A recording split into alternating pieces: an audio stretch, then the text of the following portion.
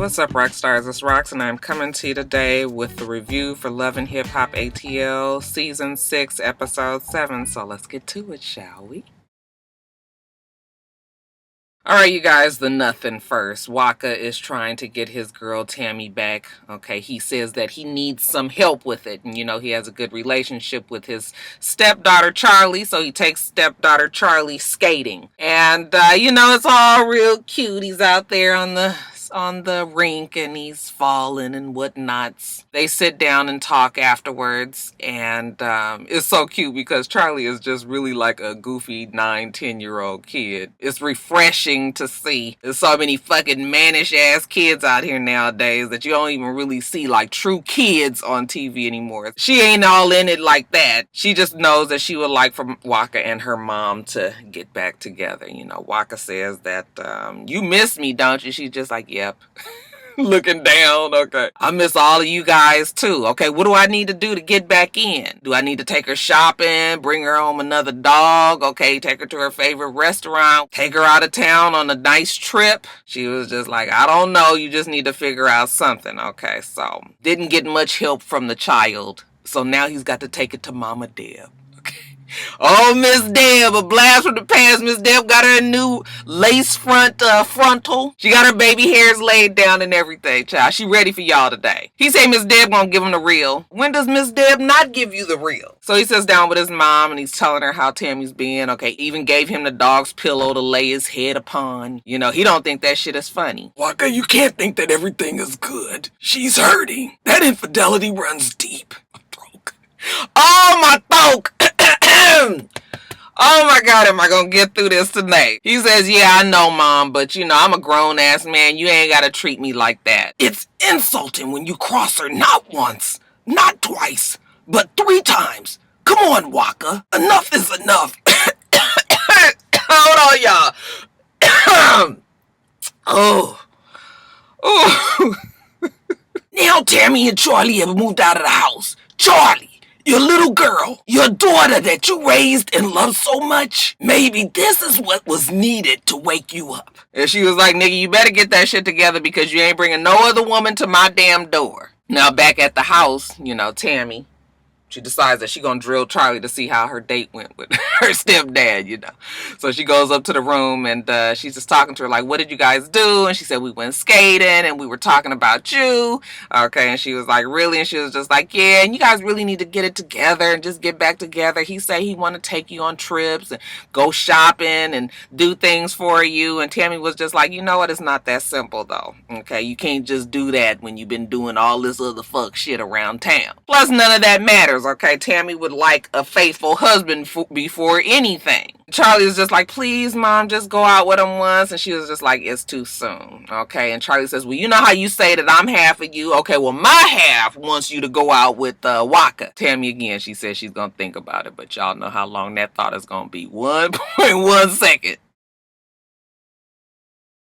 Now, we thought that Joseline and Stevie J was in a good place. Hell, just last week, they were in the home together. She was cooking them breakfast, okay? She was happy that, they seemed to be working it out. Remember, Stevie J said he went and took the DNA test, so that should make her happy. However, Stevie J also let us know that he had filed some shit on Joseline that she probably wasn't going to be happy with when they went to court, okay? Well, this week, they did go to court. And when they come out, first is Stevie J skipping along down the stairs, walking to who knows where.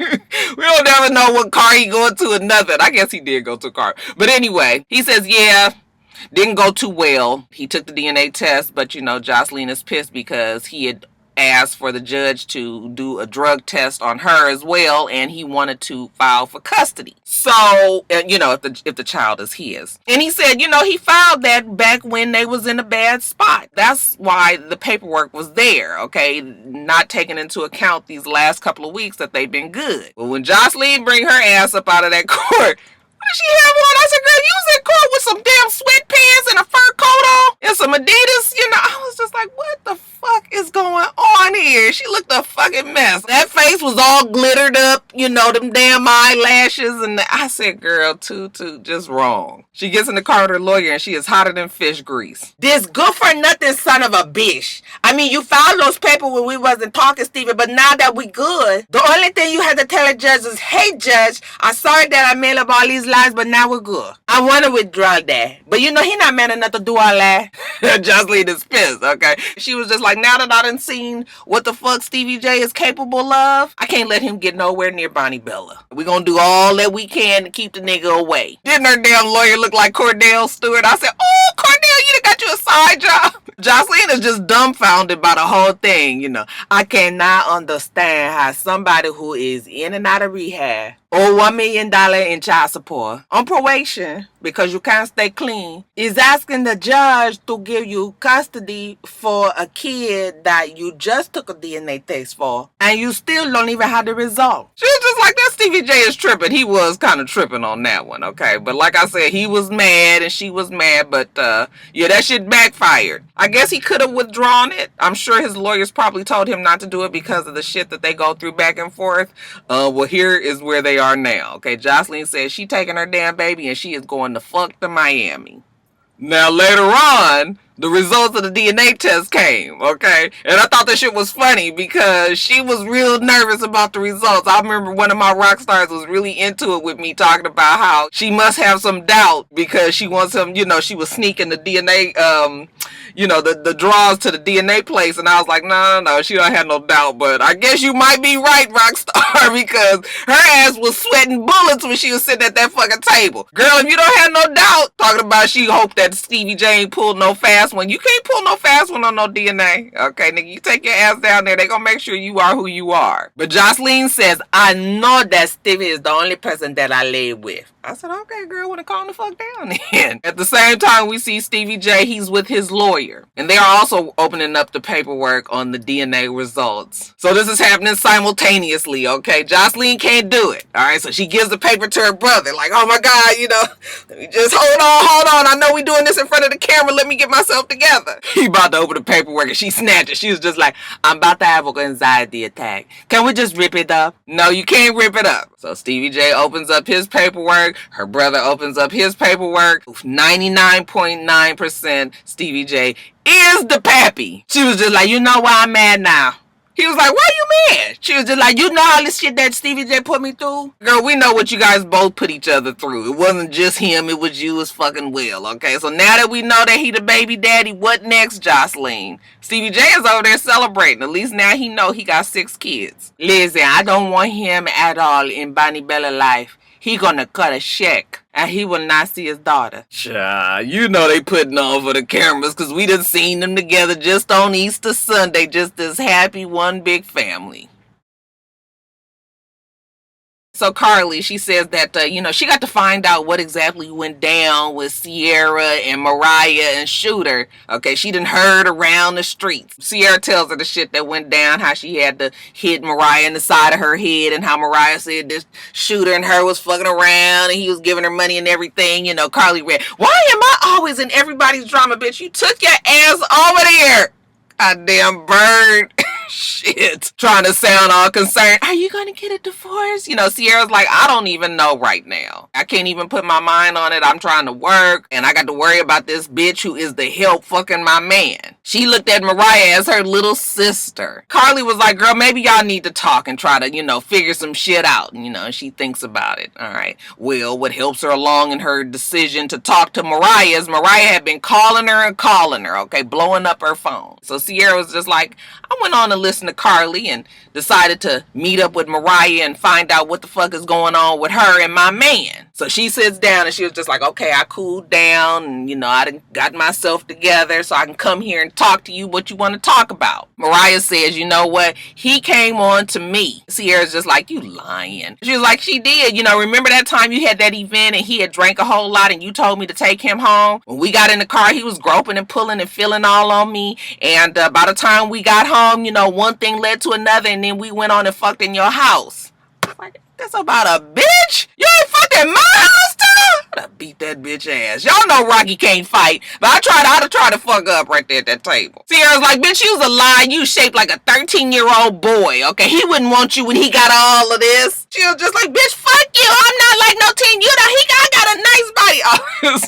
Next thing you know, that damn Sierra gonna pick up her heavy ass purse and try to throw it. I said, See, if you're gonna be throwing the damn props, that shit need to be empty. You can tell it had a whole bunch of shit in there. She couldn't even barely get it on it. She was just like, ugh.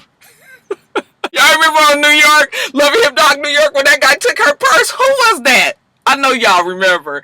That nigga took that purse and he threw that shit and motherfucker went way over there. I said, oh, I'd have been sick if you threw the Louis like that, okay? But anyway, security rushes in. They seen us stupid. Sierra decides to leave, and I don't know if she believes or doesn't believe Mariah at this point. Now, Tommie, she said, you know, bitches be setting her back and everything, but she getting back to her positive ass self, okay? She trying to be back on the right track. And in order to do this, she has turned her passion into paychecks. What's her passion, y'all? Getting fucked up all the time, right? That involves drinking, right? Okay, what she drinking is alcohol, right? Alcohol is champagne, right? Well, she say she gonna start selling champagne to y'all. How many of you guys can't wait to taste Tommie's champagne? Raise your hand. The fuck is that shit made of? I bet you that shit stink. It probably smell like funk.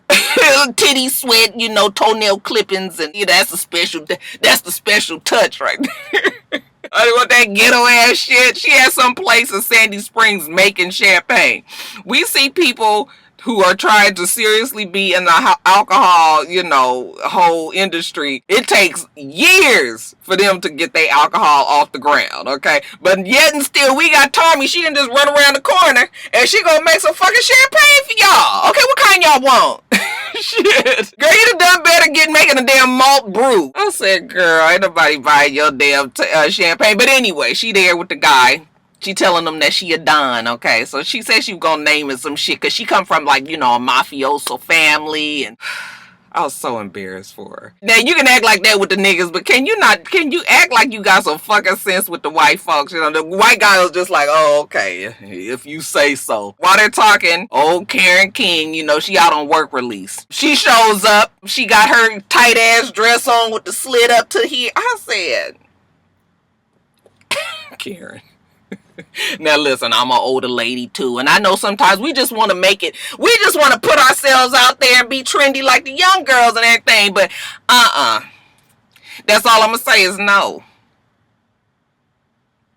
It's so funny because Karen has definitely turned around. You would actually believe that Karen was on the up and up and wasn't out there stealing $15,000 worth of clothes from Saks Fifth Avenue. I guess everybody has a chance to rehabilitate themselves. She tells Karen that she is going to start making this wine, okay, some Chardonnay. Karen is just like, she's an alcoholic. Why would an alcoholic be trying to make alcohol? Just putting themselves right in the, you know, right in the mix of danger, okay? So she tells her, listen, I don't want you to be your best customer, okay? You're going to be selling alcohol. This is going to be hard for you. You know, you have a drinking problem. I think that you need to have professional help. Why she say that? That shit pissed Tommie off. I don't need professional help. I have everybody on me. I'm carrying everybody. If I needed professional help, if I was an alcoholic, how would I take my kids to school every day and maneuver through life? I don't have a fucking problem. She's going on and on. Okay, the tears are starting to come. She done jumped up on top of the damn counter. She's sitting there, and Karen is just looking at her like,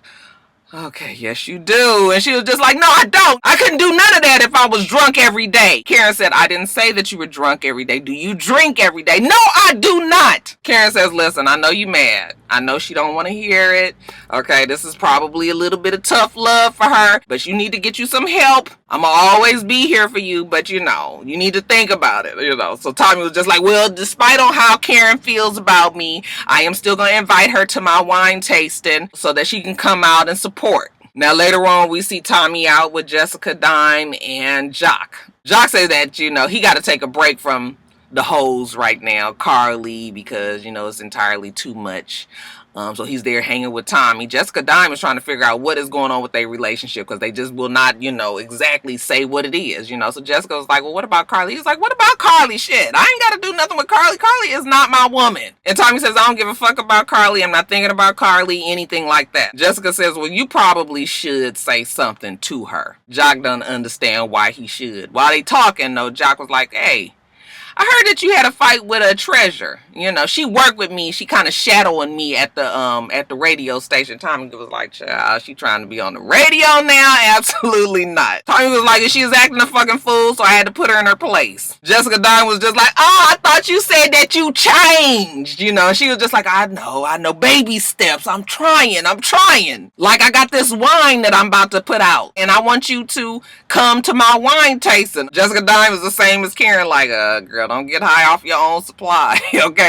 But if you say you having this wine tasting, I guess I will come and support. So the wine tasting comes. Tommie is excited. She says that she's going to be selling her wine off of every liquor store corner shelf out there. Now, surprise, surprise, everybody pretty much is there supporting. I mean, even we see Rashida. Rashida, I know everybody has something to think about me because they have heard, but I just want to come out here and hang with my girls. She don't want no drama on her life, okay? Scrappy there, Jock there. They surprised to see Rashida. They uncomfortable with the shit that they know, but hey, sis, good to see you. We got Tommie there. We got Mimi there. The only person that really is missing is Kirk and Joseline and Stevie J. They're all sitting around a table. Then in walks lovely Mimi. She walked in like, hey, everybody, walking in with her hair, and everybody's looking at her like, hey. I said, Mona, bitch, you ain't let them know there was a new girl coming. And I was like, who the fuck is this? She sat down at the table, so Tommie was just like, oh, I just want you guys to meet my new girl, lovely Mimi. She does nails, she does this, she does that. Get them up to speed on her. So, they all still kind of just looking at her like, Even Karen is there. She said, even though she ain't really with this whole wine thing, she gonna support Tommie. She got a surprise for Tommie. She pulls out her phone, and child is shown enough on the phone. I said, oh, not show enough script. He tells her that he's always gonna support her, even if he's in jail. He got to call and tell his girl that he's thinking about her, and he hopes that her day goes well, so she's all giddy, like, I'm so happy that he called. So we done had everybody at the table. Tommie was just like, she says she's passionate about this craft of her making this wine, and she is so thankful that you guys are all there and that you were supporting her because everybody didn't really feel her last year, so she just trying to get right with the group. Mimi over there just shaking her head. I commend her that she is really trying to change. Whatever the fuck Mimi said. I could not concentrate on Mimi because this is the first time that I could not get my eyes off of her titties in the confessional. Why are they so big? Somebody said they look like veiny bricks on my Twitter.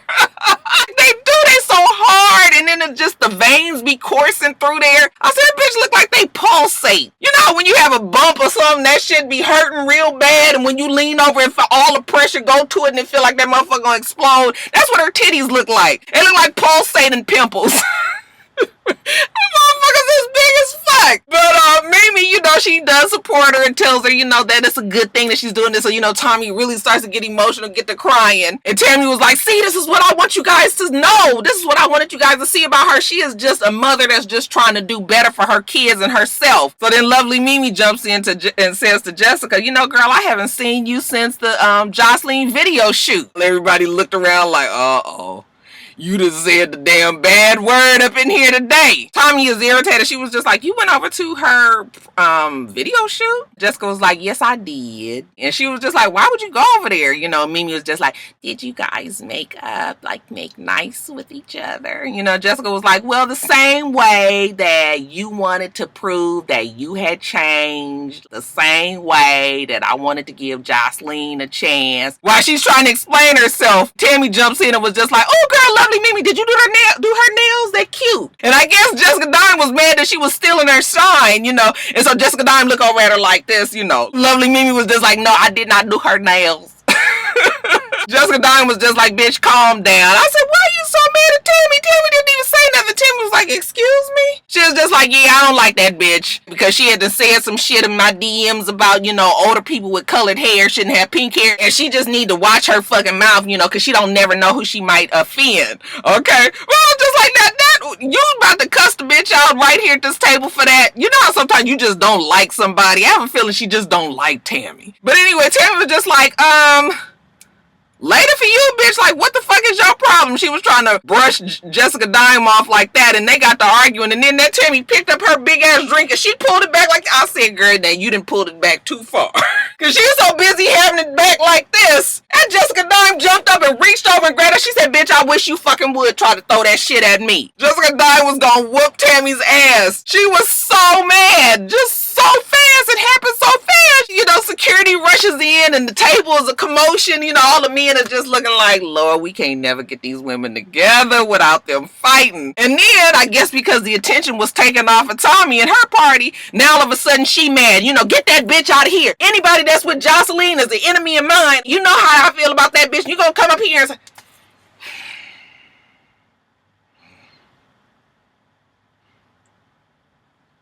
you could take the niggas out the hood, but the hood is always in the nigga. Get that informant punk ass bitch out of here. Get that bitch out of here right now. Tommie is screaming at her down the stairs. And then she come back, you know, apologizing like, I'm sorry, you know, but I can't have nobody that's like an informant at my table. You know, that punk ass bitch at my table. It's like she was trying. Girl, they was all sitting there looking at her like, this bitch is crazy. Okay, but we just gonna go along with it. And after we calm everybody the fuck back down, lovely Mimi starts up again. Melissa fixed the friendship between Joseline and Jessica Dime. Mimi was like, Melissa did what? She says it again. She fixed the friendship. Okay, and then Mimi.